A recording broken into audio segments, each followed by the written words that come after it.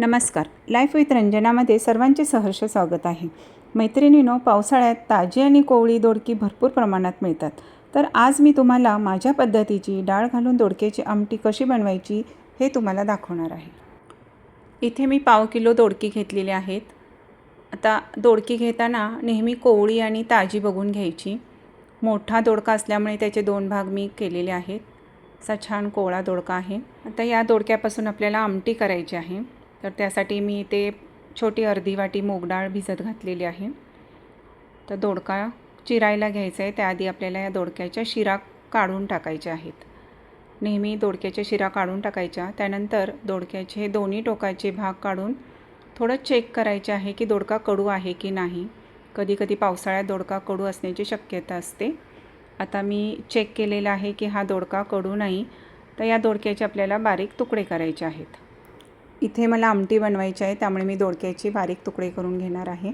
अशा प्रकारे सर्व दोडका मी असा बारीक चिरून घेतलेला आहे. पहा, मस्त पांढरा शुभ्र दोडका आहे. आता आमटी बनवायला सुरुवात करूया. इथे मी गॅसवरती एक कढई ठेवलेली आहे. त्यामध्ये 2 ते 3 चमचे तेल टाकलेले आहे. आता तेल चांगलं गरम झालं की त्यामध्ये मोहरी टाकायची. मोहरी छान तडतडली की जिरे टाकायचे. जिरेसुद्धा छान फुलले की थोडासा हिंग टाकायचा. त्यानंतर 2-3 लसणाच्या पाकळ्या चेचून तेलामध्ये फोडणीला द्यायच्या. लसूण टाकले की छान चव येते आमटीला. लसूण टाकल्याबरोबर ताबडतोब आपल्याला 1 कांदा बारीक चिरलेला टाकायचा आहे. कांदा तेलामध्ये चांगला परतून घ्यायचा आहे. चांगला तांबूस होईपर्यंत कांदा भाजायचा. त्यानंतर त्यामध्ये दोडक्याच्या फोडी टाकायच्या. आता ह्या दोडक्याच्या फोडीसुद्धा तेलामध्ये चांगल्या परतून घ्यायच्या आहेत. 2 ते 3 मिनटे दोडका तेलावर चांगला परतायचा, जेणेकरून त्याच्यातला कच्चापणा निघून जातो आणि त्याची चव छान लागते. आता दोडका चांगला भाजल्यानंतर आपल्याला त्यावरती थोडासा टोमॅटो टाकायचा आहे. इथे मी अर्धा टोमॅटो घेतलेला आहे बारीक चिरून. तुम्हाला जास्त हवा असेल तर जास्त टाकू शकता. टोमॅटो एकदम बारीक चिरून घ्यायचा की जेणेकरून तो सुद्धा चांगला भाजला जाईल. आता टोमॅटो भाजून झालेला आहे. आता ह्यामध्ये आपल्याला हळद टाकायची आहे. आता हळद परतून झाल्यानंतर आपण जी भिजत ठेवलेली मूग डाळ होती ती त्यामध्ये घालायची आहे. मूग डाळ किंवा तूर डाळ दोन्हीपैकी कोणतीही डाळ तुम्ही घालू शकता. मूग डाळ पचायला सोपी जाते म्हणून मी मूग डाळ घातलेली आहे. डाळसुद्धा थोडा वेळ तेलात परतून घ्यायची आहे. त्यानंतर त्यामध्ये कोथिंबीर आणि कढीपत्ता मी एकत्र बारीक चिरून त्यामध्ये ॲड केलेला आहे.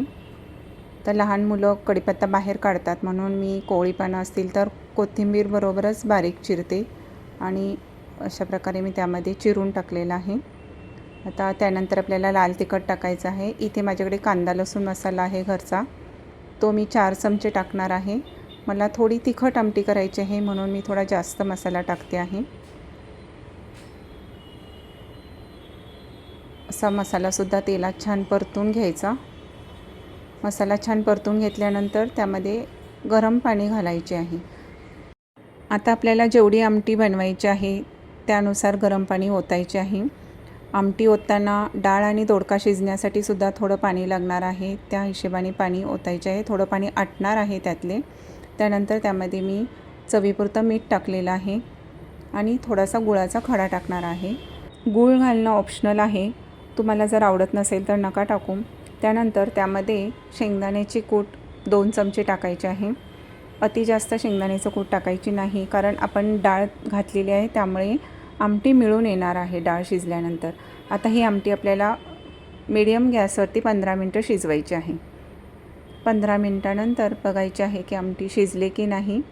पहा, थोडं पाणी आटलेलं आहे आमटीतलं आणि छान मिळून आलेली आहे आपली आमटी आणि डाळ आणि दोडकाही छान शिजलेला आहे. आता गॅस बंद करायचा आणि वरून भरपूर कोथिंबीर टाकायची. अशा प्रकारे डाळ घालून दोडक्याची आमटी तयार झालेली आहे. आता ही आमटी तुम्ही भाताबरोबर, भाकरीबरोबर, चपातीबरोबर कशाबरोबरही खाऊ शकता. कसा वाटला तुम्हाला आजचा व्हिडिओ? आवडला असेल तर लाईक करा, शेअर करा आणि सबस्क्राईब करा. वेळात वेळ काढून माझा व्हिडिओ बघितल्याबद्दल धन्यवाद.